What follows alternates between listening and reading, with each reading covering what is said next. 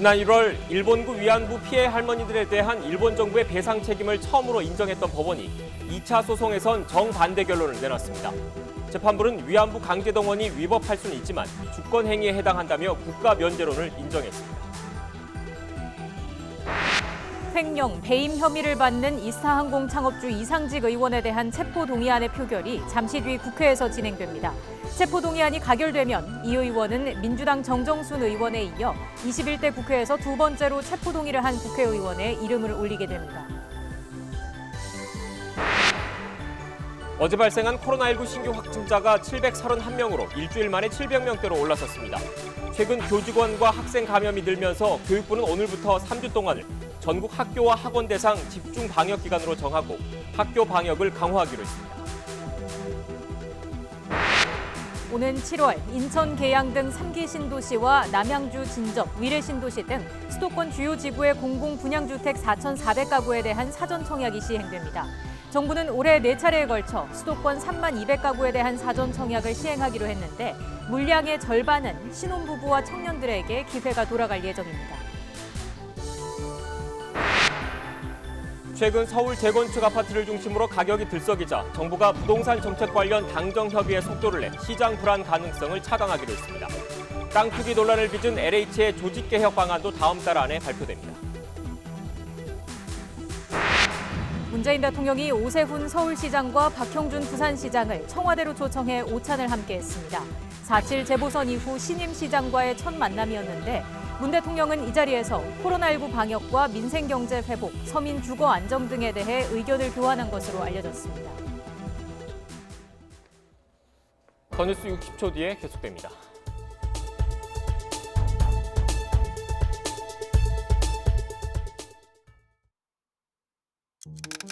나이가 들면 잇몸이 중요합니다.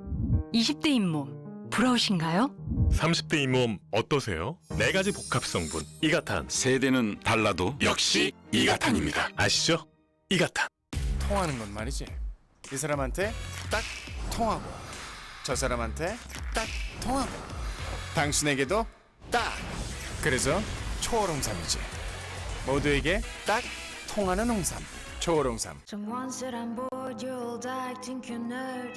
Real life so that I am 18 years old still. I threw my cup and got up. Drink we should. Till we say what's my name. That things makes me laugh. 지워봐. 그리고 즐겨봐. 갤럭시 S21. 국회의원은 현행범이 아닌 경우 회기 중에 국회의 동의 없이 체포 또는 구금되지 않습니다. 헌법에 규정된 이른바 불체포 특권입니다. 민의의 전당인 국회를 행정부의 부당한 억압으로부터 보호하기 위한 규정입니다. 그런데 애초 취지와 달리 범죄 혐의를 받는 의원을 동료 의원들이 감싸는 수단으로 악용됐다, 이런 비판이 끊이지 않았습니다. 방탄 국회라는 오명이 국어사전에 오를 정도입니다. 이렇게 따가운 시선이 여전한 상황에서 오늘 또 한 번 체포동의안이 표결에 붙여집니다. 이스타항공 등 회사 돈 횡령과 배임 혐의 등을 받는 무소속 이상직 의원이 그 대상입니다. 본인은 억울하다는 입장이지만 검찰은 이미 법원에 구속영장을 청구한 상태입니다. 오늘 표결은 무기명으로 진행됩니다. 제적의원의 과반이 출석해서 출석의원의 과반이 찬성하면 가결됩니다. 체포동의안이 국회 문턱을 넘을 경우 지난해 10월 정정순 의원에 이어서 21대 국회 들어 두 번째 사례가 됩니다. 잠시 뒤에 표결 결과가 나오는 대로 속보로 전해드리겠습니다.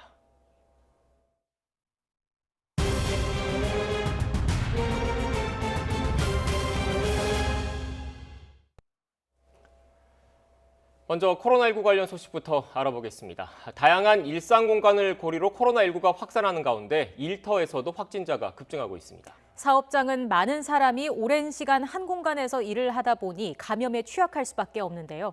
확진자가 나온 회사들은 재택근무로 전환하고 접촉자 파악에 나섰습니다. 현장에 나가 있는 취재기자 연결합니다. 김다연 기자.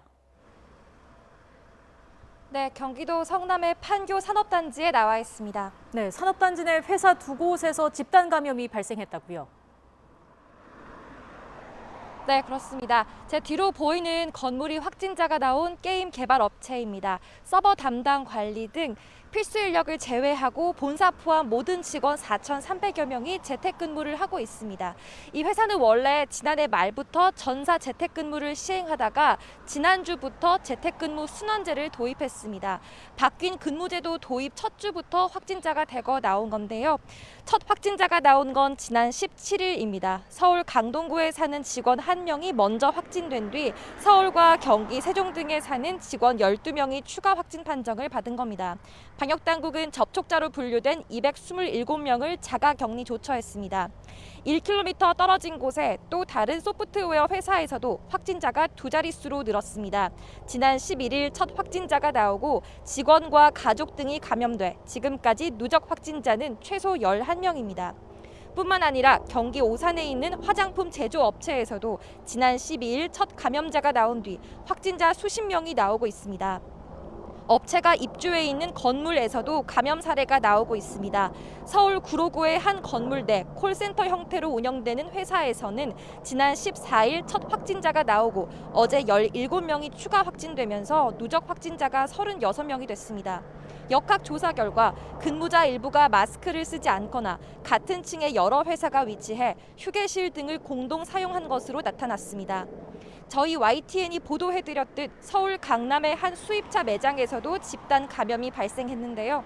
첫 확진자가 나온 뒤에도 정상 근무했던 동료 가운데 추가 확진자가 나오면서 최초 환자 발생 이후 역학 조사와 매장 폐쇄 조치가 늦었다는 지적이 나왔습니다.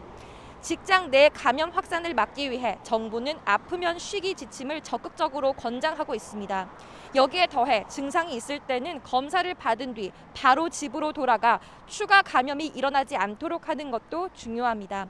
또 사무실 안에서도 마스크를 꼭 착용하고 휴게실과 흡연실 등 공용 공간은 주기적으로 소독해 주셔야겠습니다. 지금까지 경기도 성남의 판교 산업단지에서 YTN 김다연입니다.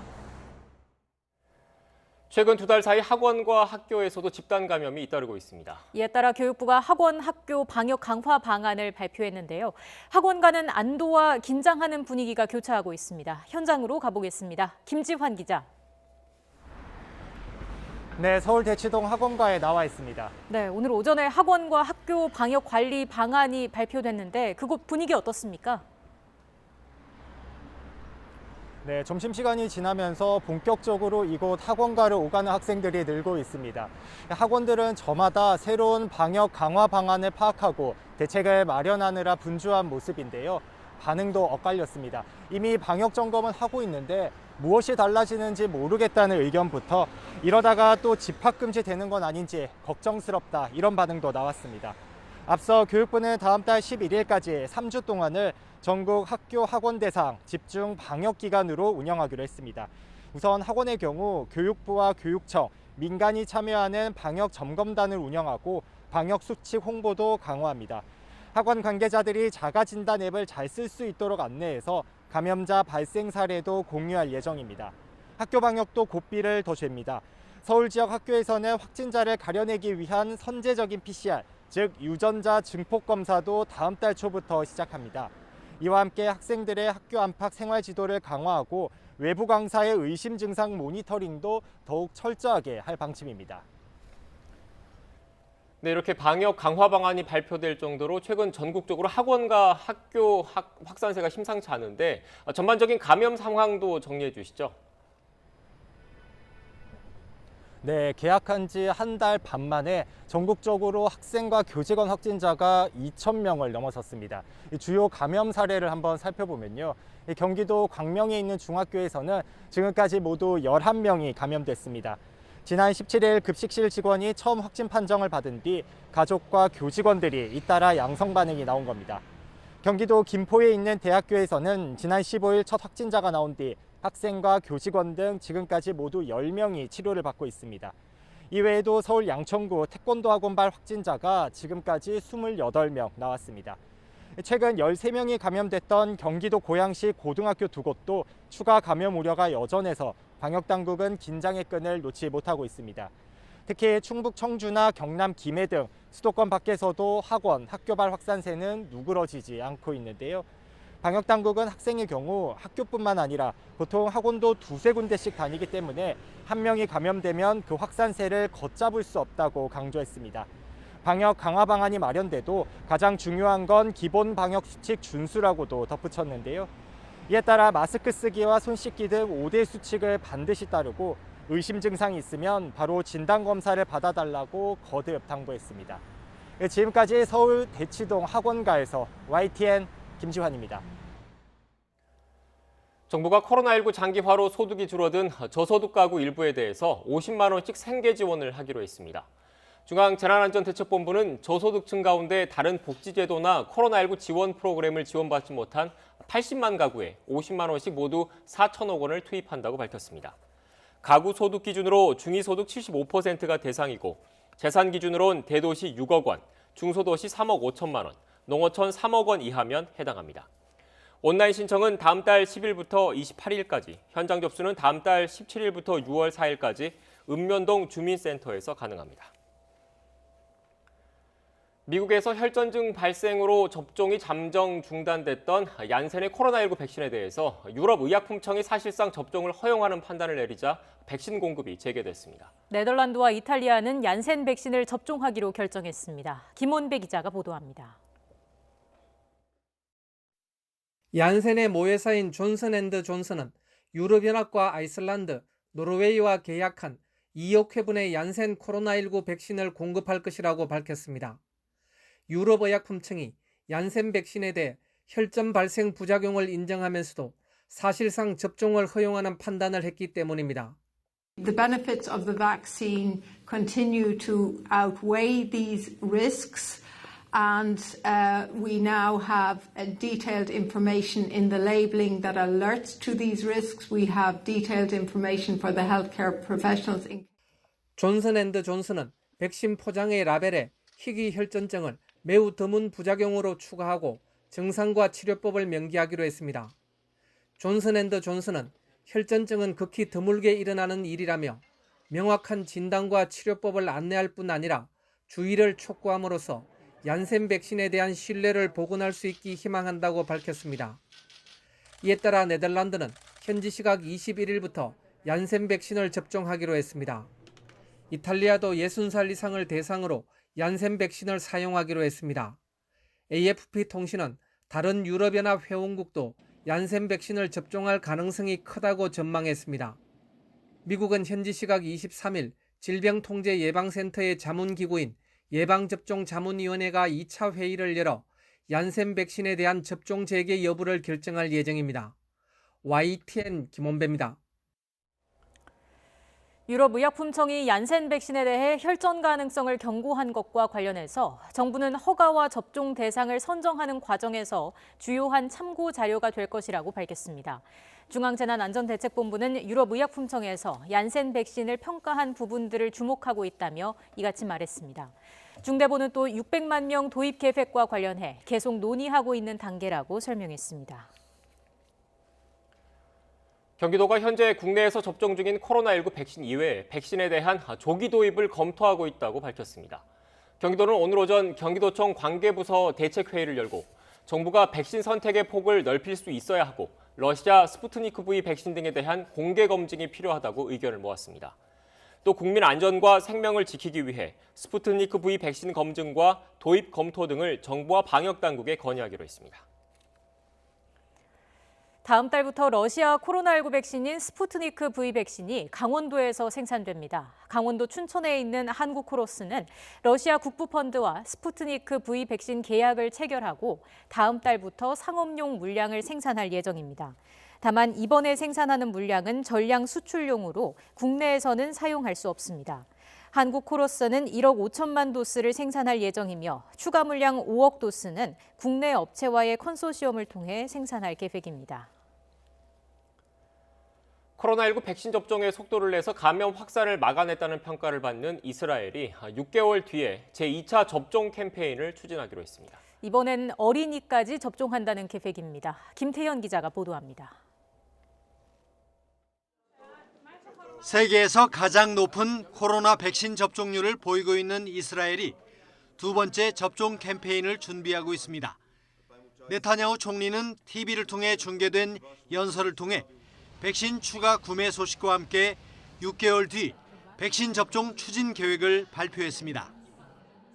אחרי שסיכמתי עם ראשי פייזר ומודרנה על אספקה נוספת של 16 מיליון חיסונים נוספים לאזרחי ישראל, אנחנו נערכים למבצע חיסונים נוסף בעוד כ6 חודשים, אז תכינו את הכתפיים, את השרירים, מי שרוצה. 특히 이번에는 그동안 접종에서 제외됐던 어린이까지 포함하기로 했습니다. 네타냐후 총리는 원한다면 백신을 맞을 수 있도록 어깨와 근육을 준비해달라며 그때까지는 어린이에 대한 접종도 승인될 것으로 예상한다고 덧붙였습니다. 그동안 임상 결과가 승인되지 않아 접종에서 제외됐던 16세 미만 아동과 청소년에 대한 접종이 가능해질 경우 이스라엘은 집단 면역에 더 가까워질 수 있습니다.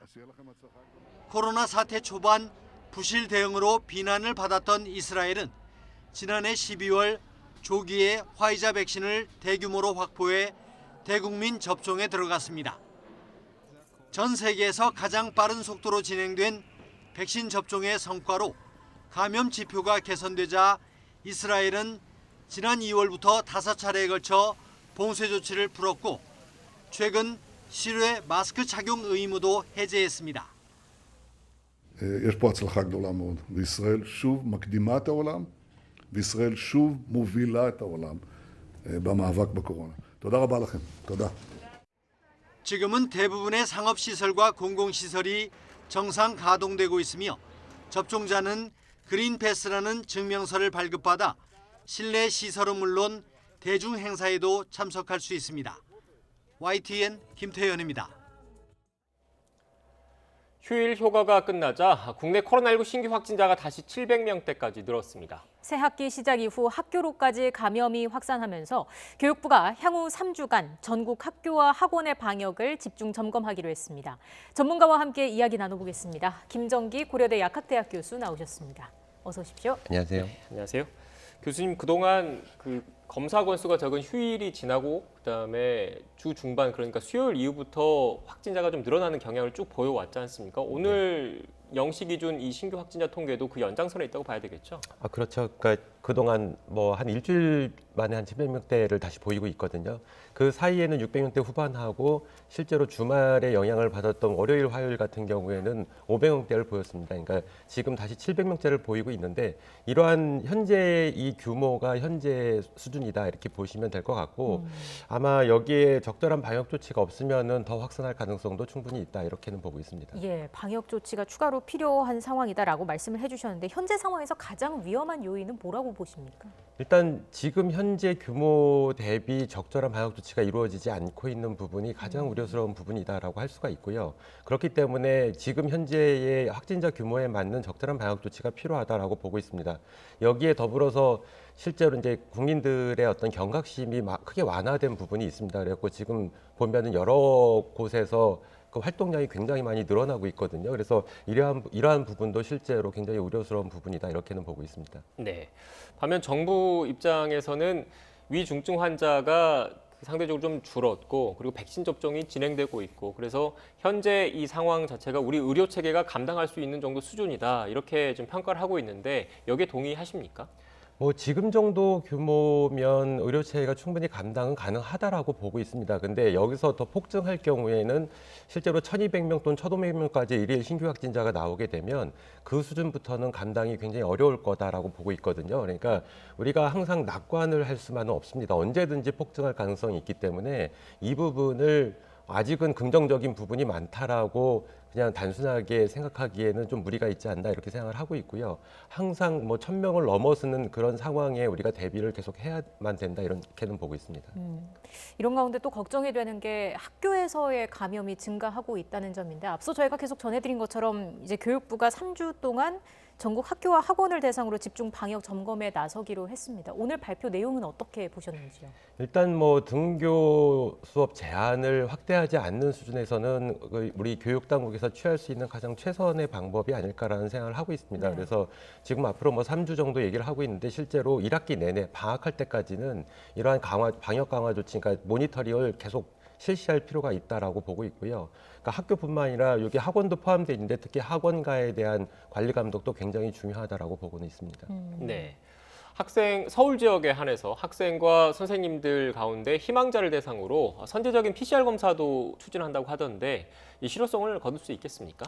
뭐 이게 선제적인 게 이제 본인이 원할 경우에 해당이 되고 있거든요. 그래서 뭐 전체적으로 의무화하는 거 대비는 효율성이 제한적이긴 하겠지만 어느 정도 효과는 있을 거다라고 보고 있습니다. 그러니까 특히 교직원분들 같은 경우에 직장 생활 중에 어떤 의심 증상이 있을 때 바로 또 선별진료소 가서 진단검사를 받기에는 시간적으로 여러 가지 제약이 좀 따르거든요. 그래서 이러한 부분, 그러니까 접근성을 용이하게 만든다는 측면에서는 제가 보기에는 긍정적인 부분이다라고 생각을 하고 있고 실제로 이 부분이 현장에서 목소리를 반영한 거다라고 알려져 있습니다. 그래서 그 교육부 장관이 전국 그 시도의 교육감 그 회의상에서 실제로 현장에서 이러한 요구들이 있으니까 수용해 달라라는 부분이었기 때문에 저는 어느 정도 효과는 있을 거다라고는 보고 있고요. 의무화하기에는 또 어린, 그러니까 초등학교 같은 경우에 저학년인 경우에는 우리가 비인도 도말법, 그러니까 면봉을 코 속에 집어넣는 방법을 쓰거든요. 근데 이걸 굉장히 꺼려합니다. 아이들 같은 경우에. 네. 그래서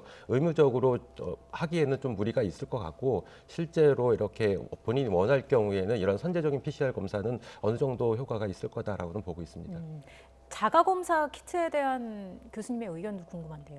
이 자가진단 키트는 긍정적인 측면과 부정적인 측면이 다 가지고 있거든요. 물론 자가진단 키트를 보급을 확대를 하거나 허용을 할 경우에는 지역사회 숨은 감염자를 더 찾아낼 수는 있습니다. 네. 반면에 부정적인 부분은 실제로 그러니까 이 특이성이 좀 떨어지거든요. 그러다 보니까 위 음성이 나올 가능성이 있습니다. 그러니까 실제로 감염자인데 결과는 음성이 나오게 되면 본인이 안심을 하게 되거든요. 그렇게 되면 마스크를 벗고 지인이나 가족과 더 긴밀한 어떤 접촉이 일어날 가능성이 있기 때문에 이러한 부분들은 지인 간 전파를 크게 확대할 가능성이 충분히 있다. 그래서 실제로 긍정적인 부분, 부정적인 부분이 다 가지고 있는데 제가 개인적으로 볼 때는 부정적인 측면이 더 많다라고는 보고 있습니다. 네, 부정적인 측면이 더 많다라는 개인적인 의견을 말씀을 해주셨고 앞서 자가 진단 키트라고 말씀을 해주셨는데 방역 당국 입장에서는 이 진단이라는 의미가 의사의 그런 진단 이런 의미가 가미될 수 있기 때문에 자가 검사 키트라고 정정해서 발표했다는 점은 참고로 말씀드리겠습니다.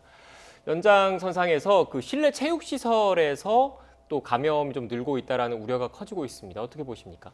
실내 체육 시설은 언제든지 그 위험성이 상당히 높은 어떤 시설이다라고 보고는 있습니다. 그래서 과거에 그래서 운영 제한이 있었던 부분이 있었던 거고요.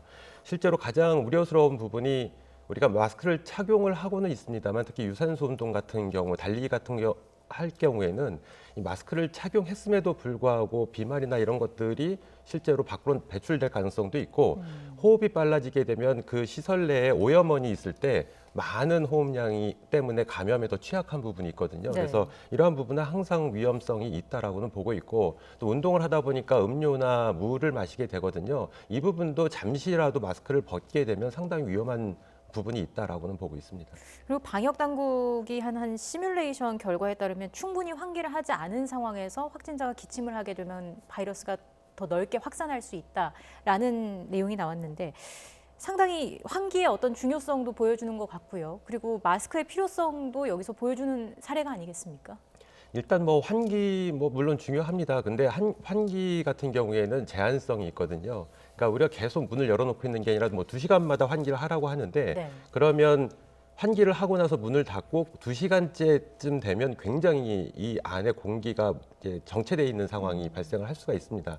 이럴 경우에 실제로 바이러스가 공기 중에 있다라고 하면 충분히 환기를 함에도 불구하고 감염이 될 수가 있거든요. 그러니까 마스크 착용이 가장 기본적으로 중요한 건데 네. 운동을 하다 보면 어찌됐든 마스크가 착용이 미흡한 부분이 있습니다. 그래서 이런 부분들은 실제로 마스크를 썼음에도 불구하고 특히나 운동을 할 때는 우리가 KF 마스크 대신에 비교적 가벼운 마스크를 쓰는 경향들이 있거든요. 그래서 이러한 경우에는 굉장히 취약할 수가 있다라고는 보고 있습니다. 네. 또 다른 위험 요인으로 변이 바이러스가 지금 꼽히고 있는데 현재 어떤 상태라고 보십니까? 지금 뭐 우리나라에서 뭐 추정컨대 한 1,000건 이상의 변이 바이러스 감염자가 있을 걸로 추정을 하고 있거든요. 네. 근데 정확하게 우리가 이 부분에 대한 어떤 데이터가 확보돼 있지가 않습니다. 그래서 추정컨대 이보다는 더 많을 걸로 생각을 하고 있고 지금의 어떤 신규 확진자 규모의 일정 부분은 이 변이 바이러스가 실제로 영향을 미치는 거 아닌가 이런 생각을 가지고 있습니다. 실제로 그럼 지역사회 전파는 좀 시간 문제다 이렇게 봐야 하는 걸까요? 점점 시간이 지날수록 크게 확대가 되겠죠. 그러니까 과거에 영국발 변이 바이러스가 나왔을 때 시작점은 7월 달로 봤는데 실제로 크게 유행한 것은 11월 달부터거든요. 그러니까 몇 개월 지나면 굉장히 크게 확산할 가능성이 있다. 그러니까 지금 우리나라에서도 어떻게 보면은 적은 비율로 존재를 하고 있을 수도 있지만 한 2, 3개월, 3, 4개월 후에는 굉장히 많은 규모로 발생을 할 거다 이렇게는 보고 있습니다. 네. 이렇게 추가 감염에 대한 우려가 커질수록 백신에 대한 관심이 커질 수밖에 없는데 얀센 백신 관련된 이야기를 좀 해봐야 할 것 같습니다. 유럽 의약품청이 예상했던 대로 일단 그 특이 희귀 혈전과의 인과성은 인정을 했지만 그래도 백신을 맞는 이익이 더 크다. 그래서 접종 재개를 권고를 한 거죠. 그렇죠. 지금 뭐 이익 측면에서 잠재적인 우위에 있기 때문에 접종을 하는 거를 권고를 하고 있거든요. 그래서 이 부분은 맞긴 맞습니다. 전체적인 비율로 봤어도 백신 접종이 미접종보다는 이익 부분에서 잠재적인 우위에 있는 건 맞는데 과연 그럼 60대 미만 같은 경우에는 코로나19 바이러스에 감염돼도 사망에까지 이르는 비율이 굉장히 적거든요. 근데 혈전 발생 비율도 물론 적기는 합니다. 근데 이 60대 미만에 대해서는 잠재적인 우위가 있는 거냐라는 부분은 아직은 답하기는 굉장히 어려운 부분이 있다라고는 생각을 하고 있습니다. 근데 어찌됐든 코로나19 팬데믹 상황을 조기 종식하기 위해서는 어찌됐든 백신 접종이 필요한 상황이고 화이자나 모더나 백신 같은 경우에는 공급이 굉장히 제한적이기 때문에 나머지 아스트라나 아니면 얀센 같은 경우에도 실제로 접종을 확대하는 부분이 더 맞지 않나. 다만 혈전 발생의 비율은 적지만 가능성이 충분히 있기 때문에 접종 후에는 그러니까 아스트라제네카나 얀센 백신을 접종한 다음에는 한 달 정도는 계속 모니터링할 필요가 있고 접종자 본인 스스로도 특히 이 뇌정맥동 혈전증 관련돼 있는 어떤 증상이 나오는지를 면밀하게 스스로 관찰을 좀 해야 된다라고는 생각을 하고 있습니다. 미 CDC도 이번에 유럽 의약품청과 좀 비슷한 결정을 내리게 될까요? 제가 보기에는 그럴 거라고는 보고 있습니다. 그래서 지금 미국 CDC에서도 아마 이제 조만간 결과가 나올 텐데 접종 재개를 권고할 가능성이 높고 경우에 따라서는 뭐 연령대 제한을 할 수도 있지 않을까 이런 생각을 가지고 있습니다. 네. 그리고 좀 다른 백신 관련된 이야기가 꾸준히 좀 나오고 있는데 특히 러시아산 스푸트니크 V 백신과 관련된 이야기가 좀 나오고 있습니다. 여기에 대해서 어떻게 생각하십니까? 뭐 러시아 백신, 스푸트니크 백신 같은 경우에는 아직 우리나라에서는 도입되는 게 허가되는 게 아니기 때문에 일단 시간은 저희가 가지고 있거든요. 그래서 시간을 두고 면밀하게 검토는 그러니까 허가나 도입은 별개로 검토를 할 필요는 있다라고 생각을 하고 있고요. 물론 스푸트니크 측에서는 러시아 이 백신 자체가 혈전과 인과성이 없다라고 얘기를 하고 있는데 얀센하고 같은 플랫폼을 가지고 있거든요. 그러다 보니까 충분히 혈전 발생 가능성도 있지 않을까라는 개인적인 생각을 하고 있습니다. 그래서 이런 부분들에 대한 면밀한 검토가 필요한데 일단 해외 접종 사례가 굉장히 제한적이거든요. 그리고 주로 러시아 내에서만 접종이 이루어졌다 보니까 이 부분을 확인하기는 상당히 어려운 부분이 있지 않을까라는 생각을 가지고 있습니다. 네, 아무래도 안전성이 가장 최우선시해야 될 그런 목표이기 때문에 좀 더 과학적이고 객관적인 데이터가 필요하다는 말씀이신 것 같습니다. 네, 지금까지 김정기 고려대 약학대학 교수와 함께 코로나19 관련된 이야기 나눴습니다. 오늘 말씀 고맙습니다. 감사합니다.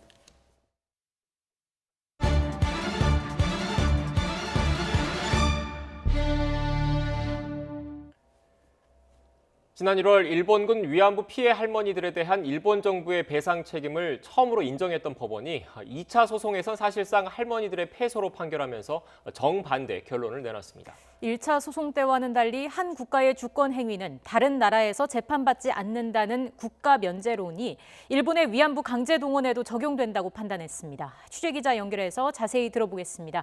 임성우 기자. 네, 서울중앙지방법원입니다. 네, 1차 소송 때는 할머니들이 승소했는데 이번 2차 소송에서는 사실상 패소한 거죠? 네, 그렇습니다. 이용수 할머니와 고 김복동 할머니 등 20명이 일본 정부를 상대로 낸 손해배상 청구 소송의 선고가 오늘 오전 서울중앙지법에서 열렸는데요. 법원은 할머니들의 소송 제기를 각하하면서 원고 패소로 판결했습니다.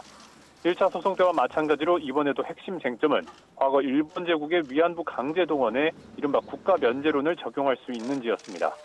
이에 재판부는 국제사법재판소 판례 등을 보면 무력 분쟁 중 외국 군대나 이에 협력하는 국가기관의 행위를 주권 행위로 보고 국가 면제를 인정하고 있다고 밝혔습니다.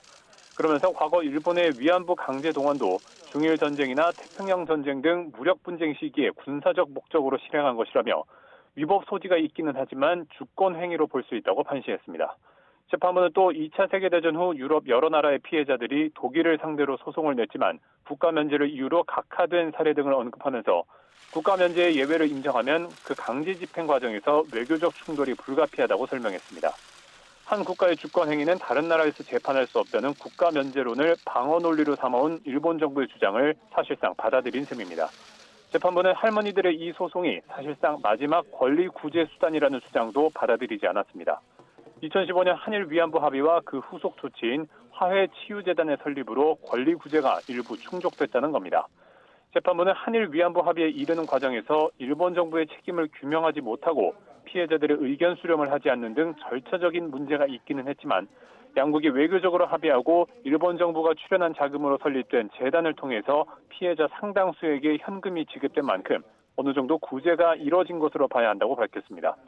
법원에 직접 나온 이용수 할머니는 선고 도중 법정 밖으로 나와버리며 실망감을 드러냈습니다. 이 할머니의 말 직접 들어보겠습니다. 너무너무 황당합니다. 너무 황당해요.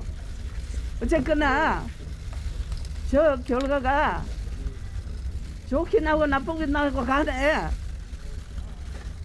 국제사법재판소는 갑니다. 꼭 갑니다. 저는 이 말밖에 할 말이 없습니다. 태선 할머니 측은 반인권적 범죄에 국가 면제론을 인정하지 않는 국제인권적 흐름에 역행하는 판결이라고 유감을 표명하면서 항소하겠다는 뜻을 밝혔습니다. 또 이번 판결과 상관없이 일본의 배상 책임을 확정한 1차 소송 판결은 반드시 이행돼야 한다고 강조했습니다. 앞서 법원은 지난 1월 고 배춘희 할머니 등 다른 피해자 12명이 낸 1차 소송 선고에서는 일본의 불법 행위에 국가 면제론을 적용할 수 없다며 1억 원씩 배상하라고 판결했고 일본이 항소를 포기해 판결이 그대로 확정된 바 있습니다. 지금까지 서울중앙지법에서 YTN 임성호입니다.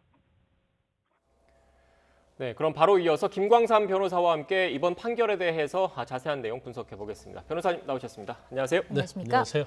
네, 변호사님 주요 내용에 대해서는 일단 취재 기자가 좀 정리를 해줬는데 네. 오늘 판결 어떻게 보셨습니까? 원래 쟁점 자체가 일본을 이제 피고로 해서 소송을 제기했잖아요. 그러면 사실 위안부 동원과 관련해서 이제 불법 행위를 자행했고 네. 그로 인해서 이제 손해를 입었기 때문에 이제 손해배상 청구 소송이에요. 그런데 우리가 소송할 때 가장 중요한 부분이 원고나 피고로서의 적격이 있느냐, 이제 그 부분이 제일 중요하거든요. 그런데 지금 국가 주권 면제론, 이제 국제법상 일종의 관습법이에요. 규정이 있는 건 아닙니다. 그리고 국제사법재판소에서 이제 사례가 있는 건데 제일 중요한 쟁점 자체가 과연 일본이 한 행위가 다 사실이다 할지라도 과연 국가의 일국의 국가의 어떤 주권에 대해서 책임을 물을 수 있느냐, 예. 그 부분이 가장 쟁점이 됐던 걸로 보이는데 결국 처음 1차 재판에 있어서는 1심 재판에 있어서는 다 인정을 했지만 2심 재판에서는 아예 국가 주권 면제론에 의해서 어떤 무력 분쟁 중에서 외국 군대랄지 그거에 협조하는 국가 기관의 행위에 대해서는 이제 책임이 면제된다, 그런 이론이 국제법상 확립돼 있거든요. 예. 그 이론에 근거해서 1심과 다른 그런 판결이 나온 거죠. 네. 다시 한번 좀 정리를 해드리겠습니다. 주권 면제 지금 그래픽으로 나가고 있는데 이게 국가평등의 원칙에 입각해서 외국 영토 안에 있는 주권 국가의 국가기관이나 그 행위를 영토 국가의 국내법 적용해서 면제해 주는 일이라고 정의를 하고 있습니다. 그러니까 한 국가의 주권 행위는 다른 나라에서 재판을 받지 않는다는 말씀해 주신 국제법 관습법인 그렇죠. 그 국가 면제론이 이번에 적용이 된다고 본 거죠. 네, 맞습니다. 그래서 이제 사실 이제 국가 주권이라고 해서 이제 주권을 존중하려고 하는 거고요.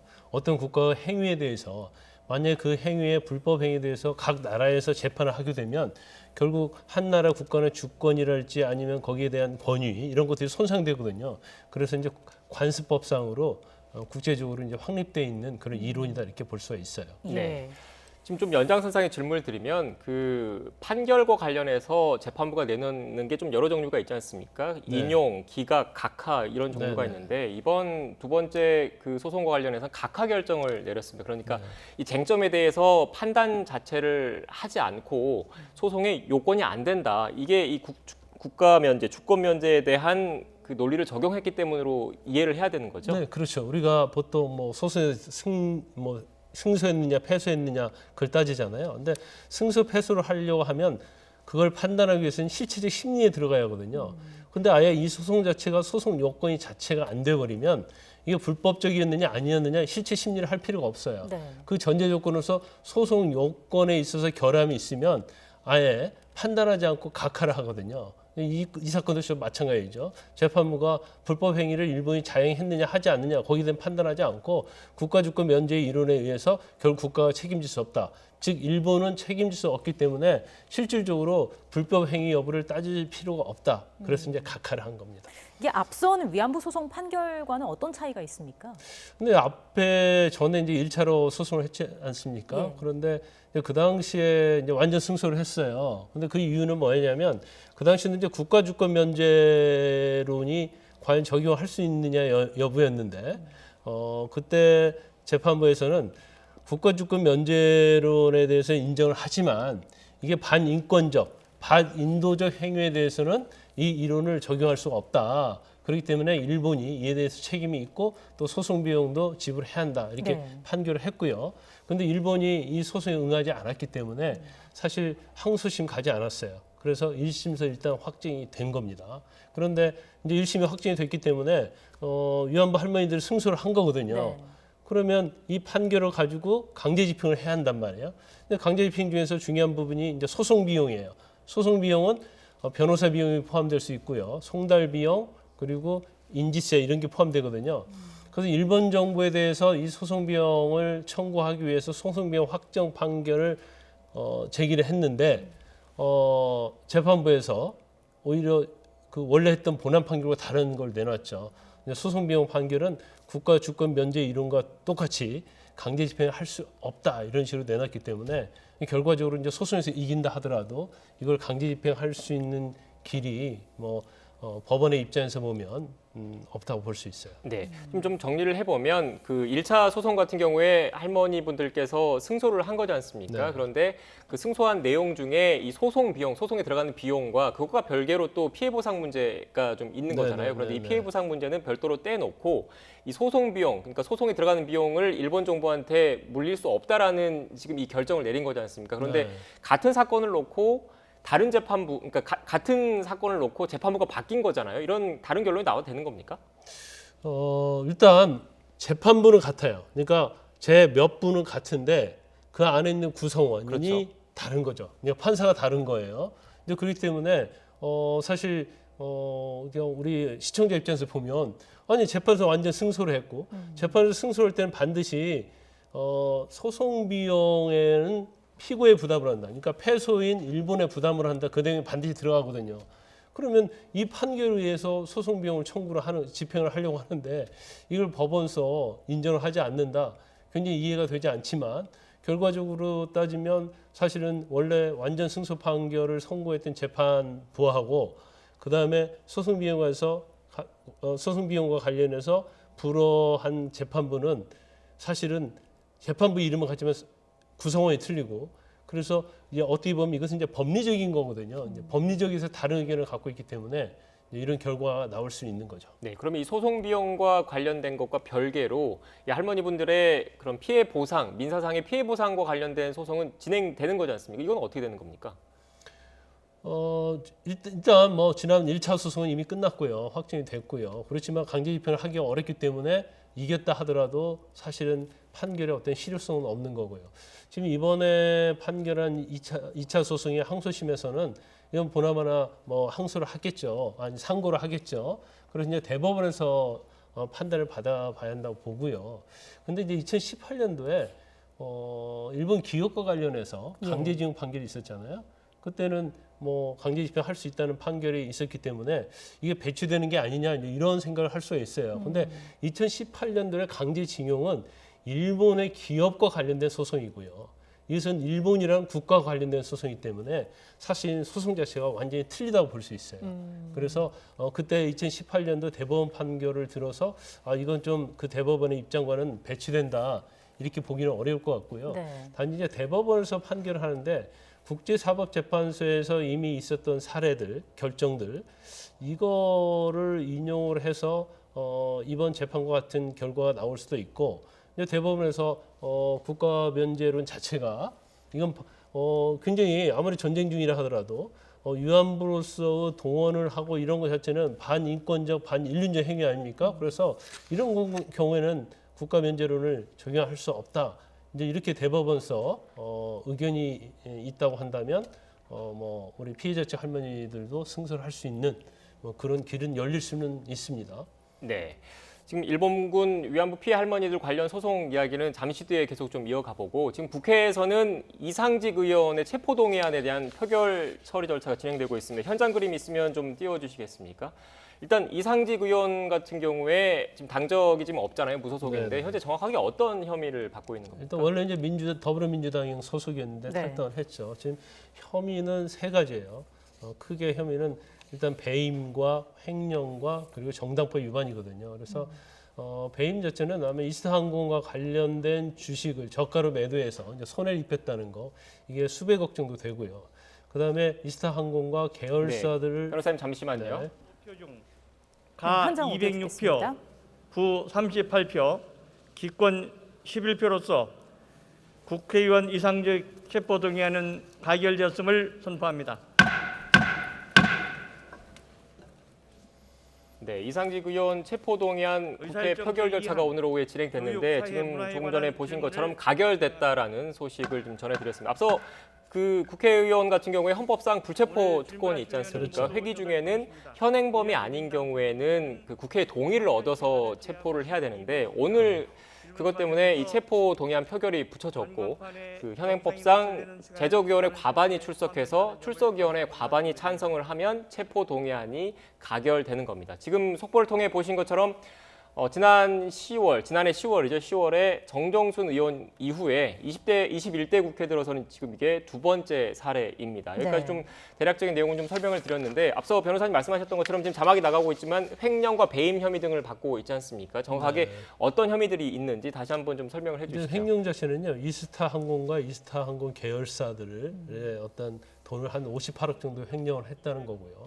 그다음 두 번째 이제 배임과 관련된 부분은 이스타항공 주식과 관련해서 뭐 저가 매도를 하고 주가를 뭐 일종의 조작 형태로 해서 뭐 수백억을 횡령했다는 내용입니다. 예. 그리고 이제 정당법 위반이 들어가 있는데 정당법 위반은 그 횡령한 금액을 가지고 이제 민주당 사무소를 운영하는데 거기다 쓰고 또 뭐 어떻게 보면 이제 정치자금 형태로 쓴 거죠. 그래서 이런 부분과 관련돼서 이제 혐의를 받아왔는데 이 혐의 자체는 물론 이제 이상직 의원 자체는 굉장히 억울하다고 얘기를 하고 있어요. 그런데 이 혐의가 만약에 인정이 된다고 하면 이건 전부 다 이제 특경법 뭐 거기에 해당이 되기 때문에 형량이 굉장히 무겁습니다. 그래서 이제까지 대부분 이제 많은 국회의원들 정치인들이 주로 이제 정치자금법 위반과 관련해서 사실은 이제 체포 동의를 구하고 그랬거든요. 그렇죠. 그런데 이것은 이제 회사 운영과 관련해서 범죄 혐의가 있고 또 그 금액이 굉장히 크기 때문에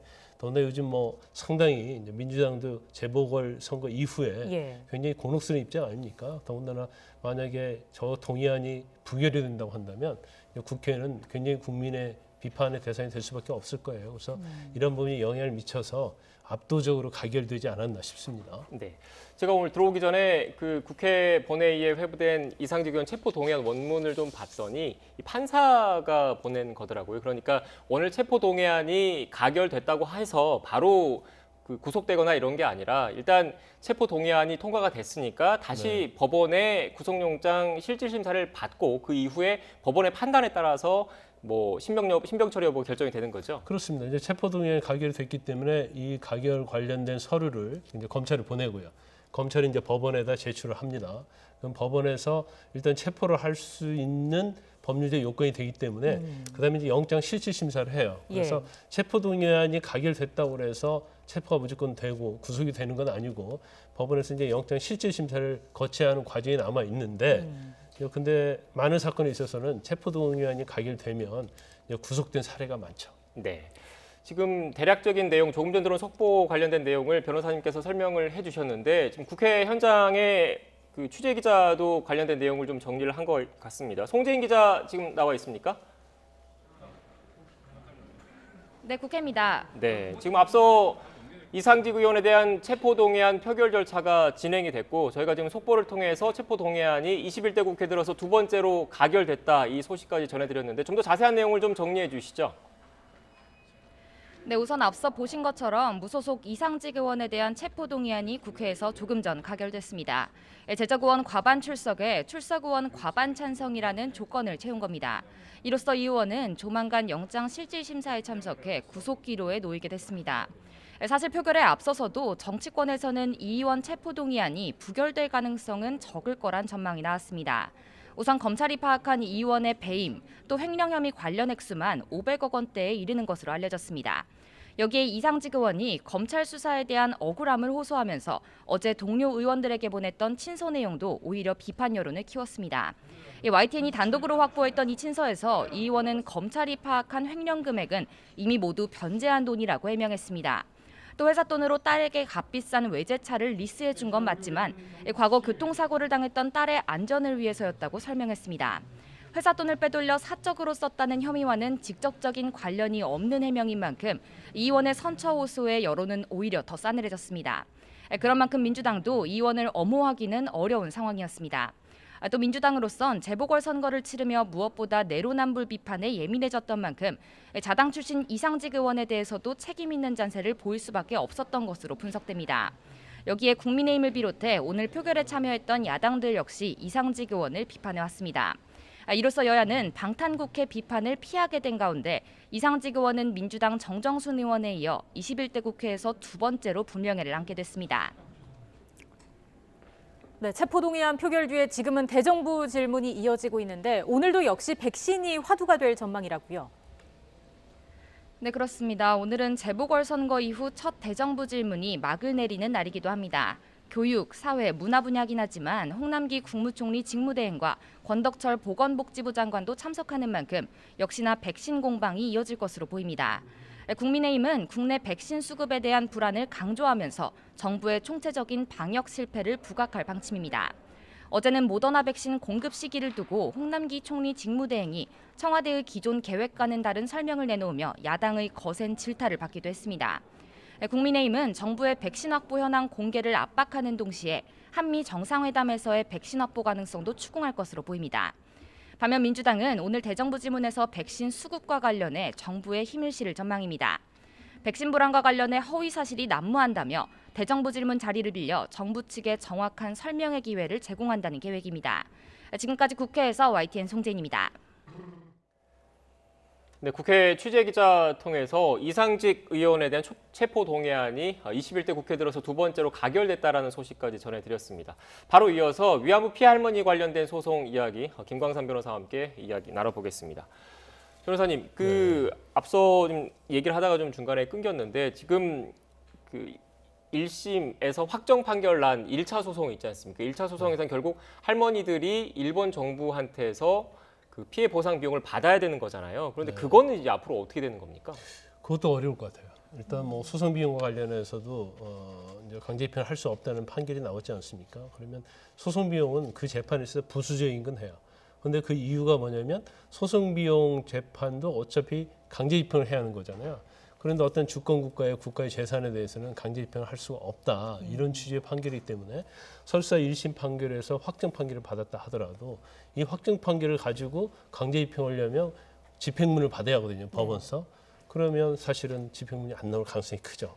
그럼 결과론적으로 따지면 설사 뭐 이번 2차 재판도 마찬가지고 1차 재판도 승소를 했다 하더라도 일본을 상대로 해서 위안부 할머니들이 어떤 손해배상을 받을 수 있는 길은 뭐 거의 없다 이렇게 볼 수가 있어요. 물론 아까 말씀드린 것처럼 항소심 재판이 오늘 선고된 항소심 재판이 대법원 가서 이게 또 다른 이유로 번복이 된다면 파기환송된다면 모르겠지만 만약 그대로 대법원에서 확정이 돼버린다고 한다면 위안부 할머니들이 직접 손해배상을 받을 수 있는 길은 없다. 그리고 오늘 이제 판결 중에서도 2015년도에 그 한일 간 위안부 합의가 있었잖아요. 네. 이제 그걸 또 언급을 했어요. 그러면 그 당시에 양 국가 간의 합의가 있었고 또 일본에서 그거에 대해서 재단을 출연해서 출연을 냈고 그 돈을 가지고 사실 현금으로 일부 보상을 받았기 때문에 이것은 어떻게 보면 대체적인 권리 수단을 볼 수 있다. 그러니까 보상을 받았다고 볼 수 있다는 그런 뉘앙스가 있는 거죠. 네.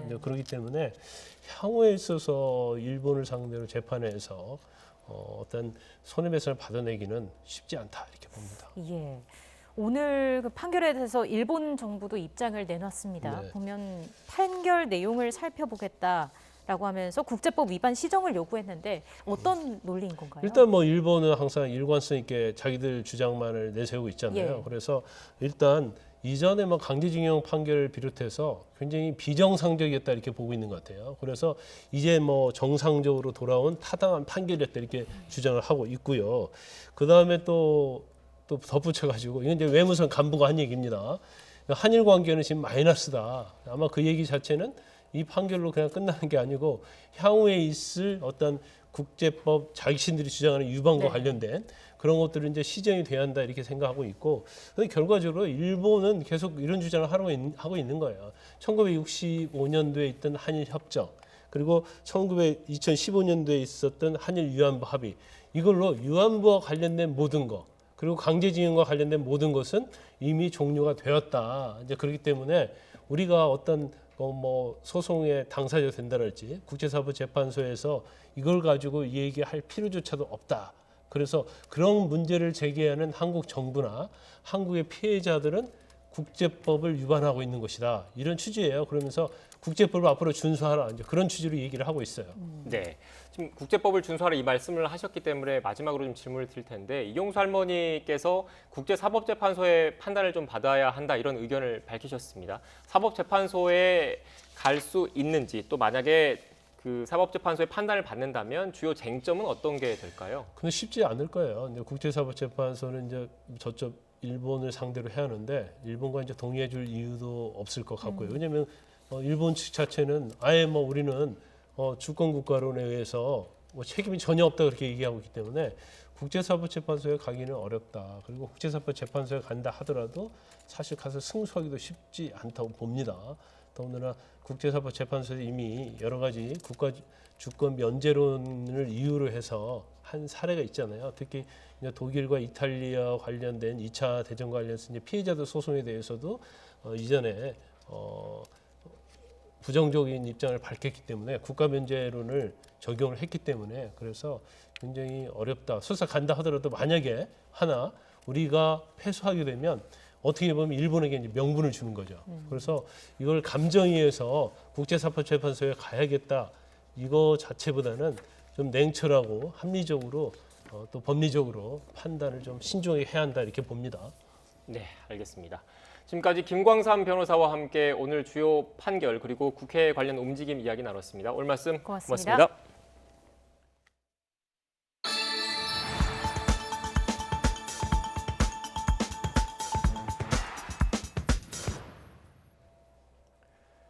문재인 대통령은 전직 대통령 사면 문제는 국민 공감대를 생각하지 않을 수 없다면서 국민 통합에 도움이 되도록 작용해야 한다는 입장을 밝혔습니다.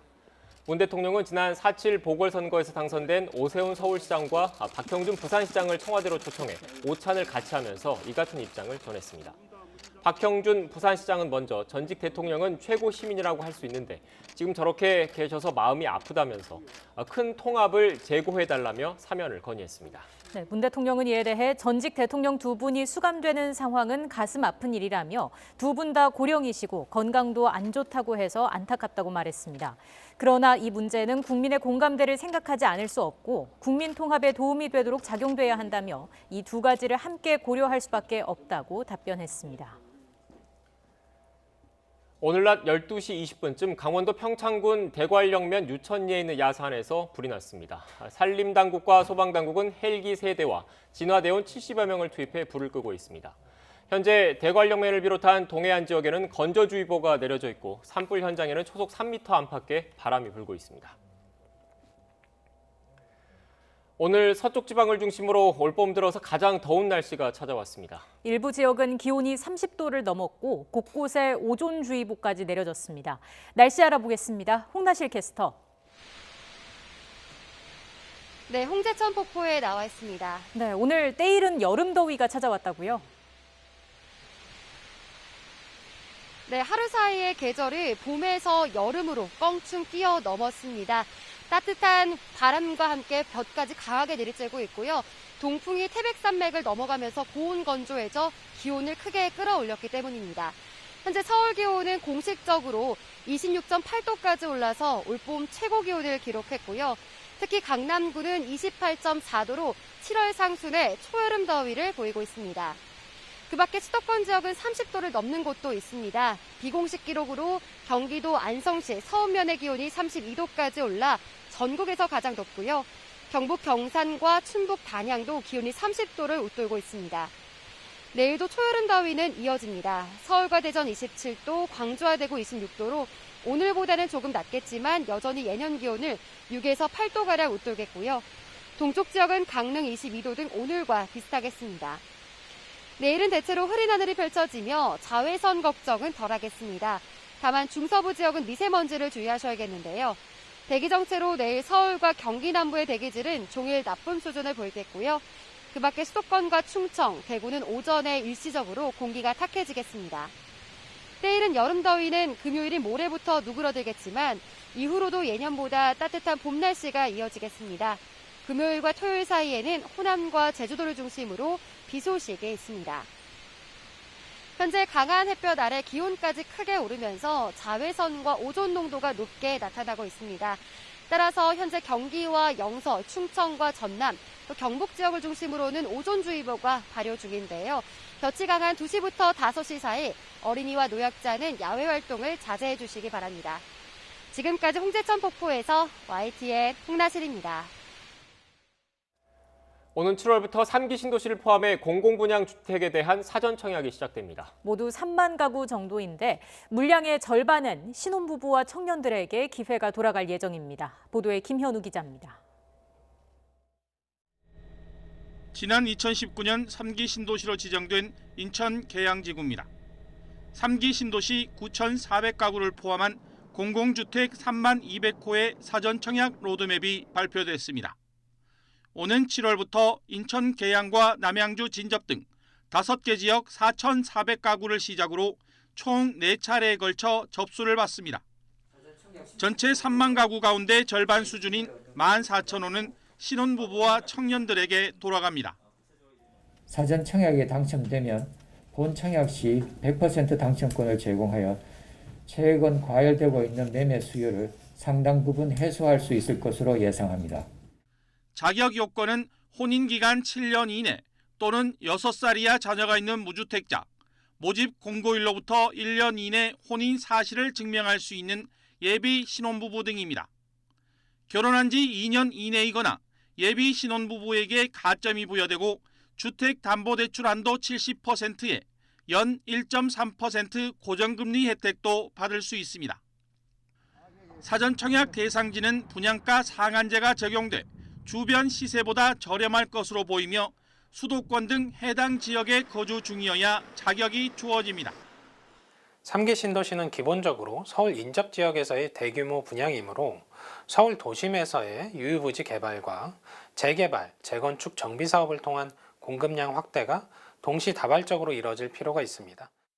3기 신도시를 포함해 수도권 공공주택 공급이 본격화하면서 그동안 집값 불안 요인 중 하나로 꼽혔던 공급 부족에 따른 시장 불안을 털어낼 수 있을지 관심이 모아지고 있습니다.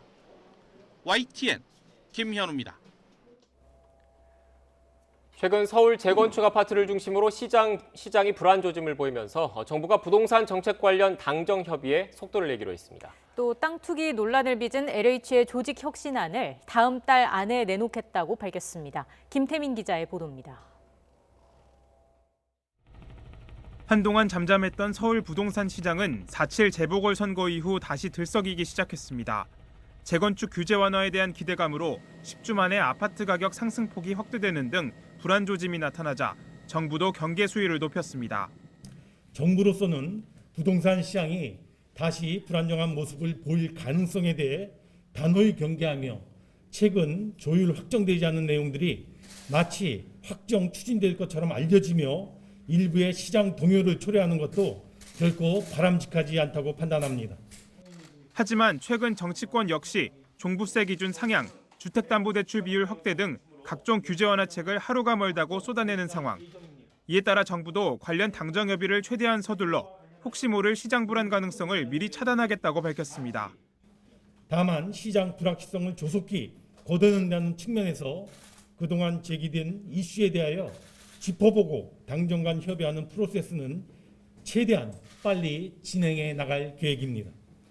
정부는 또 땅 투기 논란을 빚은 한국토지주택공사 LH에 대한 조직개혁 방안을 다음 달 중 발표할 예정입니다. 이번 개혁안은 조직기능 개편, 내부 통제 방안 마련, 경영혁신 등 크게 3가지 갈래로 강도 높게 추진될 전망입니다. 이 밖에도 농지법 개정안을 입법 예고하는 등 투기에 악용된 일부 하위 법령을 손보는 작업에도 속도를 내기로 했습니다. YTN 김태민입니다. 우리나라 국민 10명 가운데 7명은 최근 5년간 조세 부담이 증가해서 버거워하고 있다는 조사 결과가 나왔습니다. 전경련 산하 한국경제연구원은 모노리서치에 의뢰해 진행한 조세 부담 국민 인식 조사 결과 응답자의 74.6%는 체감하는 조세 부담이 늘었다고 답했습니다. 부담이 가장 큰 세목으로는 취득세 및 재산세, 종합부동산세가 32%로 가장 많았고 4대 보험을 포함한 각종 부담금 25.2%, 근로 및 사업소득세 22.7%가 뒤를 이었습니다. 이번 조사는 전국 만 18세 이상 남녀 1,026명을 대상으로 설문지를 통한 자동 응답 시스템 방식으로 실시됐습니다. 다단계 업체와 유명 해커의 가상화폐 사기 의혹 어제 전해드렸죠. 네, 그렇습니다. YTN 취재 결과 해당 코인이 유일하게 상장된 거래소 측이 투자 설명회에 참석하는 등 코인 판매에 관여한 정황이 포착됐습니다. 김우준 기자입니다. 유명 해커가 만든 가상화폐로 소개되며 다단계 업체의 투자 설명회를 통해 판매된 A코인. 업체 측은 거래소 상장 전에 미리 사두면 일확천금은 꿈은 아니라고 유혹했습니다. 석 달 만에 6만 7,400만 원 정도의 소득을 올린 일이라면 생각이라는 거죠. A코인은 지난달 16일 한 거래소에 상장됐고 50원짜리는 한때 400원 넘게 치솟기도 했습니다. 계속 올라가는 모습. 대박인데. 하지만 상장 이후 과정을 보면 수상한 점이 한둘이 아닙니다. 거래소 상장 직전 A코인을 소유한 이른바 코인 홀더는 단 2명에 불과했습니다. 심지어 한 명은 거래소 관련자였습니다. 홀더가 한두 명이라는 것 자체가 시세 조작이나 이런 가능성이 너무 높대요. 기본적으로 수천 명 이상은 되지 않겠냐라고 얘기를 하더라고요. 그런데도 상장 당일 A코인의 거래량은 터무니없이 많았습니다. 인위적인 가격 상승을 위해 자기들끼리 사고 팔았을 가능성이 의심됩니다. 이른바 자전거래 수법입니다. 근데 어떻게 사고팔고가 가능해지는가? 처음부터 사고팔고가 일어난다는 거는 좀 정상적이지가 않아요. 거래소와 유착됐다는 의혹도 있습니다. 코인 상장 전 거래소 관계자 김모 씨가 다단계 업체 설명회에 강연자로 나서 투자를 독려한 겁니다. 월급 최초로 하면 너는 돈을 못 벌어요? 왜 죽네? 그러니까 6개월 후에 한 달치만 팔아도 나는 목돈에서 남는다. 이해되시나요? 네. 거래소 측은 강연자 김 씨의 신분을 협력업체 관계자라고 해명했습니다. 또 인위적인 시세 조작은 있을 수 없는 일이라고 주장했습니다. 우리 거래소 정책이고 일반적으로 어떨 때는 유통이 많이 된 코인, 어떨 때는 유통이 덜 된 코인을 갖다가 상장을 시켜요. 그 거래소 전략으로요. 경찰은 A코인이 불법 다단계 방식으로 판매되는지를 수사하면서 거래소의 개입 여부도 파헤쳐볼 방침입니다. YTN 김우진입니다. 한겨울에 내복 차림으로 길에서 발견된 4살 여자아이 사건에 대해서 검찰이 기소유예 처분을 내렸습니다. 서울 북부지방검찰청은 아동복지법 위반 혐의로 검찰에 넘겨진 친모 A씨에 대해서 기소유예를 결정했다고 밝혔습니다. 검찰은 A씨가 아이를 혼자 두고 출근한 게 처음인 점과 출근 뒤에 아이와 37차례 통화하면서 아이 상태를 살핀 점, 그리고 아동 전문 기관에서 성실하게 상담과 교육을 받고 있는 점 등을 고려했다고 설명했습니다.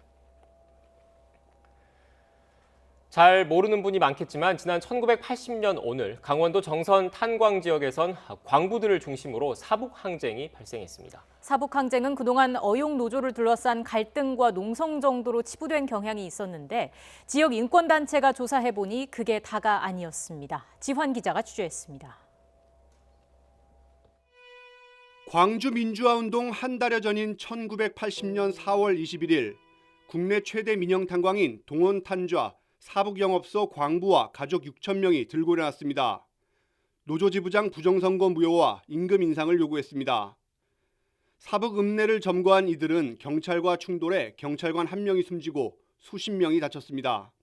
그런데 당시 증언과 기록을 조사해보니 노사 문제가 주민 항쟁으로 번진 데는 다른 계기가 있었습니다.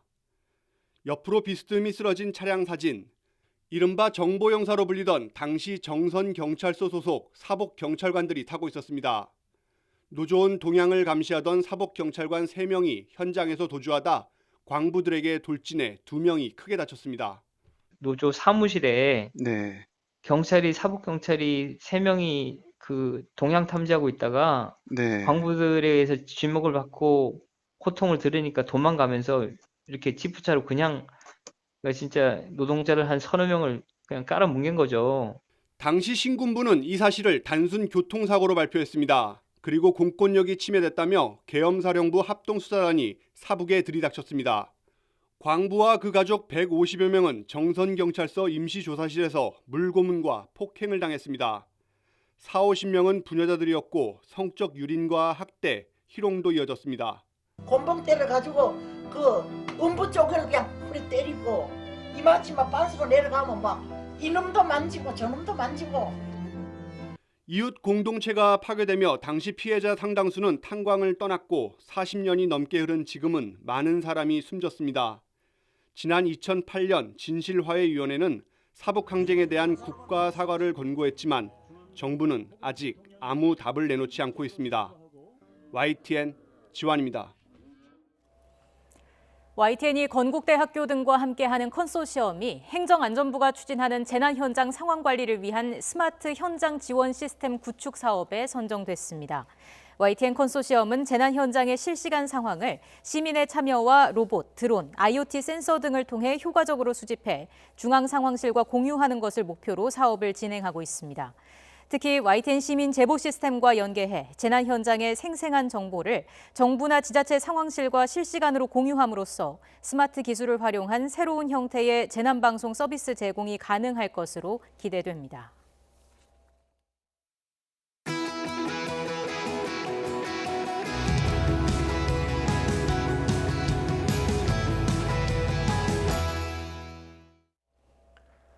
매주 수요일 정치 베테랑 두 분과 함께 전국 주요 사안 짚어보는 시간입니다. 네, 설훈 더불어민주당 의원, 홍문표 국민의힘 의원 나오셨습니다. 어서 오십시오. 네, 안녕하세요. 반갑습니다.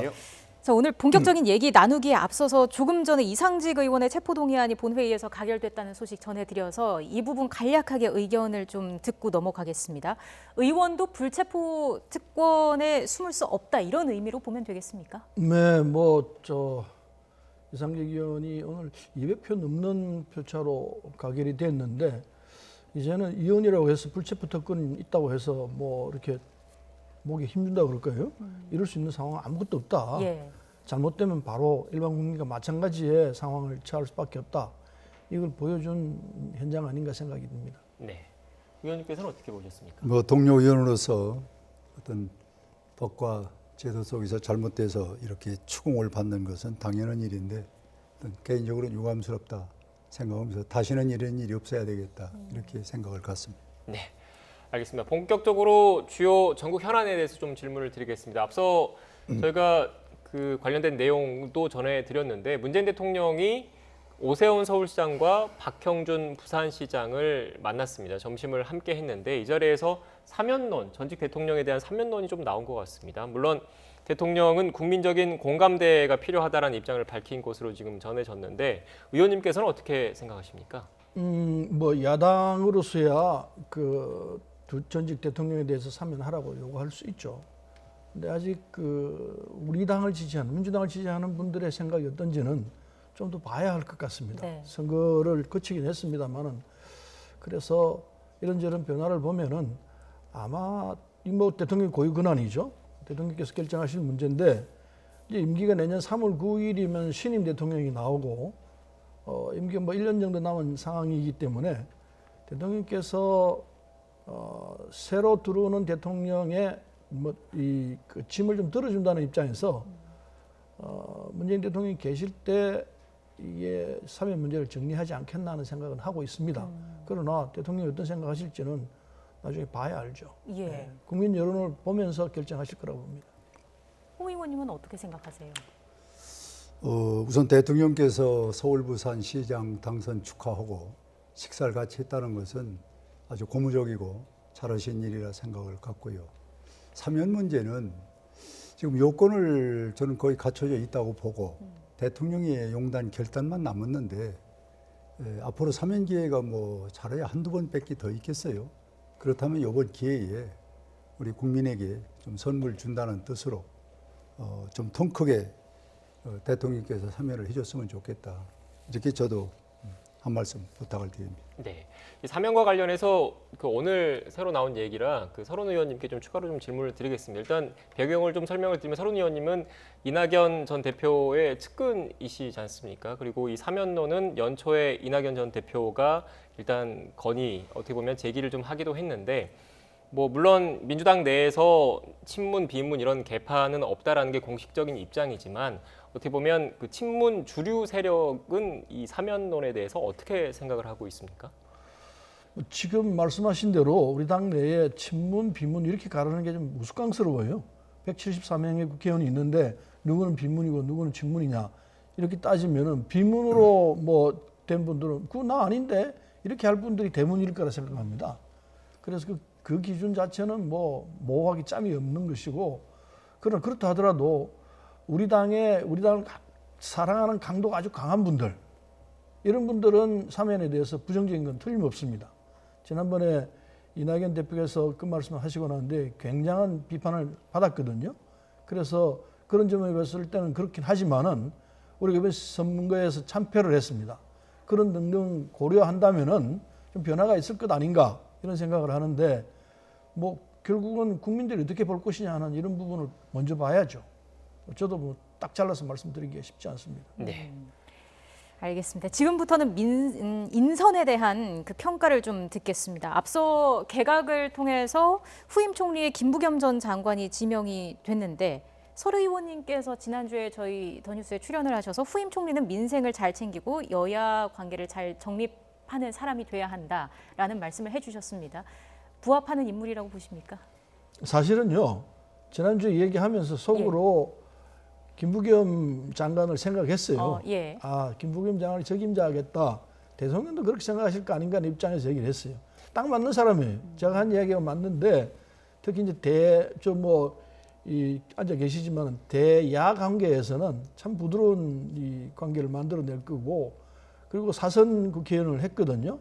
그리고 행안부 장관도 했고 한 두루두루 이런 내용을 볼 때 특히 이제 이 코로나19를 정리해야 되는 이런 상황에서 가장 책임자일 수 있다. 그리고 무엇보다 민생을 제대로 챙길 이런 인물이다. 아까 말씀드린 대로 대야 관계에서 폭넓은 이런 관계를 유지하는 이런 입장에서 잘 할 것이다 이렇게 생각하죠. 책임자다. 그렇게 봅니다. 예. 뭐 대통령이 임명한 국무총리를 뭐 이래라 저래라 말씀드리긴 그렇습니다만은 저희 야당에서 볼 때는 좀 더 폭넓고 정당인이 아닌 국민의 소위 좀 수준에 맞춰서 좀 했으면 어떨까 하는 그런 아쉬운 생각을 갖고 있습니다. 예를 든다면은 사실 당뇨 출신이거든요. 장관도 했고 또 지난번 당권 도전에서 실패를 했습니다마는 이렇게 고정관념이 있는 분을 총리로 이렇게 갖다 놓으면은 그 고정관념 틀 속에서 지금껏 잘못했었던 여러 가지 국정의 실패를 더 어떻게 좀 응용을 할 수는 없을 것이다. 고정관념 속에서 총리를 한다면은 예를 들면 뭐 부동산 정책 같은 거라든지 또 일자리 창출, 뭐 LH 사건, 또 방역 정책, 민생의 여러 가지 문제를 고정관념 속에서 이 문제를 푼다면은 저는 안 풀린다고 봅니다. 그래서 국민의 정당이 아닌 그런 국민의 시각에서 좀 덕망이 있고 좀 지혜로운 분을 이번에 총리로 발탁해서 했으면은 뭐 여야가 같이 박수치는 그런 총리를 왜 발굴하지 못하고 고정관념 속에서 했을까 하는 아쉬움을 갖고 있습니다. 네, 상대적으로 인색한 평가를 내려주셨는데 그래도 일단 대통령의 지명이 있었기 때문에 총리를 비롯한 주요 개각 대상 부처 장관들에 대한 인사청문회가 지금 예정돼 있지 않습니까? 야당 입장에서는 어떤 후보들에 대한 송곳 검증 특히 뭐 예고하고 있습니까? 저는 뭐 우리가 청문회를 여러 번 해봤습니다만은 우리 대통령께서 갖고 있는 기조가 있어요. 그 기조가 뭐 우리가 다 아시는 것 같이 정의, 그다음에 공정, 평등이거든요. 이거를 장관이 잘 수행하고 또 국민으로부터 신뢰를 받는 장관이 돼야 되고 이제 구체적인 거는 뭐 많이 나왔습니다만 이번 LH 사건이 연루가 됐다든지 또는 뭐 투기 또 뭐 세금 탈루 또 논문의 뭐 소위 표절, 위장 전입 뭐 많이 있습니다. 이런 것들이 이제 부수적으로 꼼꼼히 저희들이 살펴봐야죠. 예. 그래서 과거에 봤던 잣대에서 조금 다른 거는 최근에 LH 사건, 그리고 또 도덕적인 문제 이런 부분을 좀 집중적으로 봐서 국민이 이런 정도 장관이면 괜찮겠다 하는 정도로 저희들이 심도 있는 그런 청문회를 할 준비를 하고 있습니다. 예, 이번 청문회 어떻게 진행이 될지 어떤 결과가 나올지 지켜봐야겠습니다만은 사실 현 정부 들어서 장관급 인사 20여 명이 인사청문 보고서 채택 없이 임명이 됐잖아요. 이 부분이 좀 여당 입장에서는 좀 부담스럽게 작용하지 않을까라는 생각도 들거든요. 어떻습니까? 부담이 될 수 있죠. 될 수 있지만은 청와대 정부에서는 최선을 다해서 검증을 한 결과라고 보시면 될 것 같습니다. 그래서 검증을 제대로 했는데 야당 입장에서는 뭐 국민의 눈에 안 찰 수 있죠. 그래서 이 뭐 좀 부풀리기도 하고 과장하기도 하고 이런 측면이 있을 거라 생각합니다만, 뭐 그러니까 국정 운영은 해야 되고 그래서 20명을 다 통과시킬 수밖에 없는 장관으로 임명할 수밖에 없는 사정은 있었습니다만은, 그러나 이제 국민의 눈도 있고 또 우리가 이 지난번 선거에서 국민으로부터 심한 해초리를 맞았기 때문에 그런 부분들도 감안해서 이번에 이 장관들을 선택한 걸로 후보자를 선택한 걸로 알고 있습니다. 그래서 이번 뭐 청문 과정에서는 별 문제 없이 통과될 것 아닌가 하는 판단을 하고 있습니다. 네. 그 문제에서 좀 이어서 한 말씀 드린다면은 지금 벌써 뭐 확실한 건 아닙니다만은 설에 의해서 또 정보에 의해서 부동산 투기 부분이 상당히 나오는 분이 몇 분 계신데, 이제 이런 것들 지적을 했을 때 아까 말씀드린 대로 대통령이 좀 시정을 해주고 그걸 받아들여야 되는데, 그냥 고집스럽게 대통령이 권한이니까 그냥 청문회와 관계없이 임명하는, 이게 25번 있었습니다. 이제 이런 부분은 나는 이번에 고쳐져야 하지 않겠냐 이렇게 생각을 했습니다. 네, 지금 투기 의혹 무슨 설 말씀해 주셨는데 이게 공식적으로 뭐 당 차원에서 확인되거나 이런 건 아니라는 말씀. 제보가 들어온 건데 저희들이 지금 한번 더 들여다보고 다듬고 있습니다. 정확히 투기를 했다든지 국민 시각에서 볼 때 도저히 안 된다 이런 분이면 뭐 그걸 받아들이겠습니까? 그런 정도의 심한 상황은 있지 않을 거라 생각하고, 제보가 다 맞을 수는 없죠. 잘못된 제보가 얼마든지 있습니다. 그렇기 때문에 야당에서도 이 청문 과정에서 제보 내용을 잘 살펴보시고 얘기를 하셔야지 엉뚱하게 사람 잡는 수도 있습니다. 우리도 여러 번 해봤습니다만은, 그래서 신중하게 보시고 판단하는 게 좋지 않겠나 네, 생각합니다. 이 부분 같은 경우에는 아직 뭐 확인되거나 이런 건 아니고 제보를 저희들이 다듬고 있고 네. 다 확인을 해보고 있는 상황이다. 네, 이 정도로 그럼 일단 이 부분은 정리를 좀 하고요. 네. 지금 개각과 함께 청와대 참모진도 교체가 됐지 않습니까? 특히 이 방역기획관 자리를 놓고 좀 논란이 있는데 이 부분은 야당 의원님께 먼저 좀 질문 좀 드릴게요. 어떻게 보십니까? 저는 방역이 사실 우리가 정부를 믿고 세계 최고의 K방역 이렇게 우리가 스스로 믿고 왔는데, 이제 진단 부분은 뭐 세계적이라고 저도 인정을 합니다.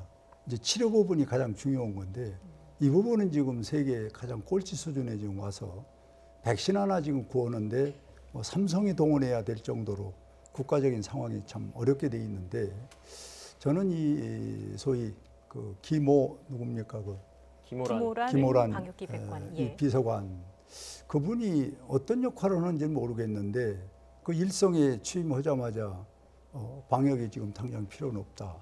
이 얘기를 하셔서 많은 의료진들이 지금 의문을 사고 저희들한테도 전화가 많이 왔어요. 도대체 청와대에 있는 비서관을 신설해 놓고 그리고 그분이 들어단짝 김호란이라는 이 비서관이 이 발언을 야당이 왜 가만히 있느냐 하는 분들도 많이 제기를 합니다. 그래서 저는 이 부분에 대해서 좀 비서관 정도의 새로운 정책을 하겠다고 오셨으면은 조금 검토를 해보고 또 국민 정서가 지금 이 백신은 국민의 생명과 건강에 직결된 문제 아닙니까? 이 문제를 어떻게 단순하게 자기 개인 의견으로 검토되지도 않고 실질적이지 않은 문제를 함부로 얘기를 해놓으면 가뜩이나 국민들이 지금 이 코로나 때문에 피곤한데 거기 책임자라는 분이 그것도 청와대의 책임자라는 사람이 이렇게 말을 함부로 해가지고 국민 건강과 그리고 생명 문제를 불신을 하는 정도의 생각까지 오게 만드는 것은 참 조심스러워서야 된다. 참 부적절한 그런 발언이었다. 이렇게 생각을 합니다. 예, 서른 의원님도 한 말씀 해주시죠. 김모란 방역기획관입니까? 이분은 2015년에 메르스가 유행할 때 그때 예방학 전문가거든요. 메르스 대책위원장을 맡았었습니다. 저 전문가죠. 그래서 이번에 방역기획관으로 이렇게 선정이 됐는데 지금까지는 방역과 이 접종 이 두 개가 사회수석이 맡아서 해왔습니다. 근데 지금 보면은 백신 접종도 중요한 상황으로 됐기 때문에 방역을 전문적으로 맡을 비서관이 필요하다. 이래서 두 개를 갈랐거든요. 백신 접종은 사회수석이 하고 그 다음에 방역은 때로 따가지고 방역 전문가에게 맡기자. 이래서 김모란 이 방역기획관이 선정이 됐는데 과거에 했던 이런 얘기들을 가지고 또 문제를 삼는다면은 그때 시점에 그 상황하고 지금하고 사뭇 다릅니다. 그때 시점에서는 그때 시점 맞는 얘기를 할 수밖에 없었던 상황이기 때문에 김모란 기획관들이 했던 얘기를 지금 와서 그때 이런 얘기 했지 않느냐. 그건 조금 이 상황에 대한 뭐라 그럴까요? 안 맞는 이런 얘기가 될 수밖에 없는 얘기라고 생각하고 김모란 이 방역기획관이 이제 선정이 됐기 때문에 방역을 최선을 다하도록 방역은 결국은 이 민간이 합동을 해서 해야 합니다. 그 정은경 본부장하고 청장하고 잘 맞춰서 할 수 있는 사람이기 때문에 뭐 큰 문제가 될 수 없다 이렇게 보고 있습니다. 그 부분에서 저는 이 일을 다시 얘기하는 거는 이 방역 부분을 아까 서 의원님 말씀은 당장 필요 없다는 부분이 그 전에 한 얘기인데 지금 얘기를 꺼낸다는 그렇게 듣고 있습니다만은 이 백신은 아시다시피 국제적으로 세계적으로 1년 전부터 6개월, 8개월 전부터 준비를 해야 오늘의 상황이 오는 거거든요. 네. 그런데 오늘 이제 딱 우리가 어려운 상황이 되니까 이제 국민들도 그동안에 그런 얘기 했던 분 아니냐. 그리고 지금 와서 왜 백신이 없냐. 딴 데는 다 하고 있는데. 이제 이런 식의 등의 얘기 나오니까 이 문제가 그 전에 했다 하더라도 현실로 이제 부각이 되는 것이다. 이렇게 말씀을 드립니다. 네. 일단 지금 김모란 방역기획관 관련된 여야의 이런 상반된 의견, 상반된 입장이 있다는 걸 좀 확인을 했고 부동산 관련된 이야기도 좀 해봐야 할 것 같습니다. 서 의원님 지금 그 현재 여당발로 여러 부동산 규제 완화책들이 좀 나오고 있는데 또 일각에서는 이런 그 일단 여러 정책들이 부동산 시장에 혼선을 가중시키는 것 아니냐 이런 지적도 나오고 있거든요. 어떻게 보십니까? 뭐 서울시장이 새로 되고 난 뒤로 서울 시내 이 아파트 값이 뛰고 있다라는 이런 얘기가 나오는데 뭐 이 아파트 값이 그 출렁거리는 거는 우리가 얘기를 했기 때문이라기보다는 시장이 출마 당시에 했던 얘기들 이 후유증으로 지금 아파트 값이 출렁일 수 있다. 그렇게 봐야 될 것 같고요. 문제는 이를테면은 종부세를 어떻게 할 것이냐 하는 문제 이런 문제도 뭐 일각에서는 과거로 돌아가는 것 아니냐, 후퇴 아니냐 이런 주장을 하는데 꼭 그렇게 볼 수는 없고요. 일단 세금 문제는 여야가 합의해서 결정할 수밖에 없기 때문에 우리 일방적으로 여당 입장만 가지고 될 수는 없습니다. 예. 야당과 함께 합의해서 이런 문제는 거의 합의해서 넘어갑니다. 정리를 해야 되기 때문에 국회에서 심의하는 과정에서 적절한 선에서 합의가 될 수 있으리라 생각을 합니다. 네, 지금 이 부분은 좀 그 수치가 좀 있는 내용이라 좀 정리를 하고 나서 의원님께 여쭙겠습니다. 일단 현재 여당발로 나오고 있는 부동산 관련 규제 완화책이 크게 한 두세 가지 정도 되지 않습니까? 일단 종합부동산세 부과 기준을 1주택자 기준 현행 9억 원인데 이걸 더 뭐 12억 원, 13억 원 더 올리자는 거, 그리고 재산세 부담 완화 기준을 좀 낮추자는 그 재산세를 부담 기준을 좀 더 완화하자는 내용, 그리고 대출 규제를 좀 더 풀자, 이 내용들인 거잖아요. 네. 이게 지금 현재 민주당에서 나오고 있는 내용인데 여기에 대해서 야당의 기본적인 입장은 뭡니까? 뭐 기본적인 입장을 제가 여기서 단독적으로 정리하기는 어렵습니다만은 갑자기 이 문제가 지금 시장 바뀌고 또 여당의 새로운 부동산 정책을 내놓다 보니까 이 세 가지가 현안 문제가 됐거든요.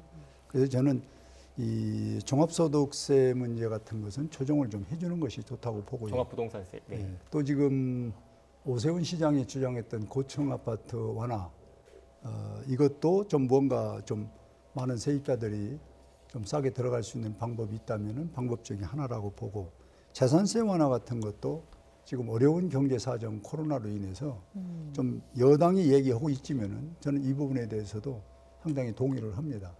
이렇게 해서 이제는 서른 의원 말씀대로 이 부동산의 문제는 여야가 없이 좀 시간이 걸리더라도 좀 충분한 토론을 하고 전문가 얘기를 듣고 이렇게 해서 결정이 됐으면은 앞으로도 이 문제는 다소 좀 해결될 점이 오지 않냐. 그러나 과거 방식으로 여당이니까 이렇게 한다, 따라와라 하는 식으로 가면은 자꾸 꼬이고 그것이 결국 민생에 도움되는 게 아니라 민생을 더 어렵게 만드는 그런 방식이기 때문에 이제 얼마 남지 않은 이 문재인 정부에서는 이 부동산 관계는 좀 더 여야와 협의하고 전문가와 대화해서 풀어나가는 것이 정답이 아니냐, 이런 생각을 갖고 있습니다. 네, 앞으로의 논의 과정을 잘 지켜봐야 할 것 같고요. 제3지대 관련해서 좀 이야기를 나눠보겠습니다. 여야 모두 당권 레이스에 돌입을 했습니다. 대선을 앞두고 굉장히 중요한 시기인데 야권발 제3지대설이 꾸준히 나오고 있습니다. 여기에 대해서는 어떻게 보십니까? 야권발이니까요. 야당 쪽에서 먼저 얘기를 해야 될 것 같은데 순차적으로 질문을 드리려고 했습니다. 우리 당 입장에서는 뭐 별로 관심 안 갖습니다. 야당이 어떻게 하든 결국은 우리가 대응하기 따라 달렸다 생각하는데, 그런데 제3지대론이 잘 될까 이런 생각을 합니다. 지금까지 우리 헌정사를 보면은 제3지대가 성공한 사례가 그리 많지 않습니다. 거의 없다시피 합니다. 그래서 이번에도 뭐 이 제3지대를 들고 나오려고 하지만은 그게 잘 되겠습니까? 야당은 전통적으로 국민들은 1대1, 여야 1대1로 붙는 것을 선호해 왔습니다. 예. 물론 그 전에 중간에 제3자가 나오기도 했습니다만 제3자가 성공한 사례는 없잖아요. 그래서 과거의 사례를 보더라도 결국은 이 여야가 이 1대1로 되지 않겠나 이렇게 보고 야당이 하기에 따라 달렸고요. 혹자는 우리 당이 또 뭐 나눠질 거다 이런 주장을 야당 쪽에서 누가 하더라고요. 말 그대로 택도 아닌 소리죠. 우리는 어떤 상황이 있더라도 하나의 당으로 갈 수밖에 없는 상황이기 때문에 그 점에 대해서는 야당에서 괜히 이간질인지 뭔지 모르겠습니다만 그게 넘어갈 상황은 전혀 아니라는 사실. 야당도 아마 결국 한 당으로 만들어서 가지 않겠나 이렇게 생각하고 있습니다. 잘 모르겠습니다. 이제 좀 말씀 들어봐야. 네, 바로 여쭙겠습니다. 서른 의원이 역시 정치를 오래 하시고 정도를 걸어와서 진단을 잘 하신 것 같습니다. 결론만 말씀드리면은 우리가 두 번 실패는 않는다. 지난번 안철수 또 유승민, 홍준표 세 분이 나오셔서 다 합치면은 52만 한 2천 표를 더 이겼어요. 그러고도 우리가 정권을 놓쳤거든요. 그와 같은 일은 다시 벌어지지 않으려면은 우리가 제3당, 지금 아까 말씀한 대로 3당이 성공한 예가 없습니다. 또 3회 후보가 대통령 된 일도 없고, 이제 불만을 가졌다 해서 조금씩 정치적인 영역을 좀 넓히고 주가를 좀 올리려고 그러는데 그것은 결국은 이 시대에 뭐 고화를 막론하고 죄를 짓는 일입니다. 그러나 난 다행한 것은 김종인 전 대표가 제3당은 없다 이렇게 단언하고 얘기한 데 대해서는 제가 믿고 싶다 이렇게 말씀을 드립니다. 네, 믿고 싶다 말씀하셨는데 일단 설 의원님은 내년 당권에 도전하신다고 그래서 일단 홍 의원님께 하나 더 여쭐게요. 네. 홍 의원님은 지금 국민의힘 차기 당권을 지금 준비 중이신 거지 않습니까? 경쟁에 준비 중이신 네, 걸로 네. 알고 있는데 네. 만약에 당권을 잡게 되신다면 이 제3지대 이른바 제3당이 아니라 국민의힘 주도로 차기 대선을 치르겠다 이런 그 원칙을 갖고 당을 이끌어 가겠다 이런 생각이십니까? 그렇습니다. 저는 당대표가 되면은 우리 당의 지금 문제점을 이미 다 노출이 됐지 않습니까? 그걸 반복하는 당대표는 그 의미가 없습니다. 잘못되지 않는 방법에 여러 가지 대안이 있습니다만은 어쨌든 우리 반문전선에 큰 텐트를 치고 거기에 야당하시는 분들, 뜻 있는 분들이 전체가 모여서 아주 정확한 룰에 의해서 결정되면은 뭐 후보가 안 된 분도 저는 국가와 이 나라 민주주의를 위해서 승복하리라고 보고 이렇게 해서 우리 당이 새로운 정당으로 또 그리고 힘이 있고 또 새로운 수권 정당이 되는 그 길을 뭔가 만드는 것이 이번에 당대표가 되는 그 길이거든요. 거기에 올인할 수 있는 그런 그 당대표의 그 자세를 갖겠다 이런 말씀을 드립니다. 네, 설 의원님께 마지막으로 간략하게 여쭐게요. 앞서 그 이른바 일각에 제기되는 민주당 분당론에 대해서는 택도 없다 이렇게 조금 전에 말씀해 주셨는데 최근 이재명 경기지사가 그동안에 좀 결과 좀 다른 목소리를 좀 내는 모습도 포착이 되고 있습니다. 어떻게 생각하십니까? 그건 뭐 얼마든지 할 수 있는 이야기죠.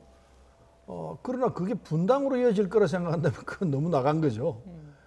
이재명 아니라 누구라도 우리 당 틀에서 벗어나서 뭘 하겠다고 한다면은 그건 뭐 넌센스죠. 상상할 수 없는 이야기고 그러나 당 틀 내에서 민주당 내에서 이런저런 얘기는 얼마든지 할 수 있습니다. 우리 당은 민주당이기 때문에 말 그대로 민주당이죠. 그래서 누구든지 자기 주장을 할 수 있고 그리고 그건 뭐 당연한 권리이고 그렇죠. 그 문제는 큰 문제는 전혀 아닙니다. 네, 알겠습니다. 두 분 역시 정치 고수분들과 함께 자리를 하다 보니까 준비된 시간을 딱 맞춰서 오늘 이렇게 마무리를 하게 됐습니다. 지금까지 서른 더불어민주당 의원 그리고 홍문표 국민의힘 의원과 함께 전국 현안 관련 이야기 나눴습니다. 오늘 말씀 고맙습니다. 고맙습니다. 벌써 여름이 온 듯 기온이 껑충 올랐습니다. 동풍이 태백산맥을 넘으면서 고온 건조해져서 서쪽 지역을 중심으로 기온이 크게 올랐습니다.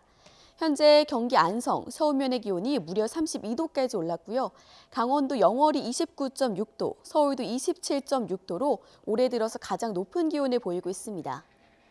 내일은 더위는 내일까지 이어지겠습니다. 내일도 서울 한낮 기온이 27도까지 오르면서 오늘과 비슷해 덥겠고요. 이후 주말에는 맑고 예년보다 따뜻한 날씨가 이어지겠습니다. 강한 햇볕에 기온이 크게 오르면서 곳곳에 오존 농도가 나쁨 수준을 보이고 있습니다. 현재 경기와 강원, 충청과 경북 또 전남 지역에는 오존주의보가 발효 중인데요. 볕이 강한 오후 2시에서 5시 사이에는 외출을 자제하시고요. 외출 시에는 오존 생성이 활발한 차도에서 거리를 두고 이동하시는 것이 좋겠습니다. 오존과 함께 미세먼지에도 주의하셔야겠습니다. 현재 수도권을 중심으로 미세먼지 농도가 나쁨 수준 보이고 있습니다. 중서부 지역은 내일까지 대기질이 탁할 것으로 전망됩니다. 지금까지 날씨 정보였습니다. 더 뉴스 마치겠습니다. 저희는 내일 다시 뵙겠습니다. 고맙습니다.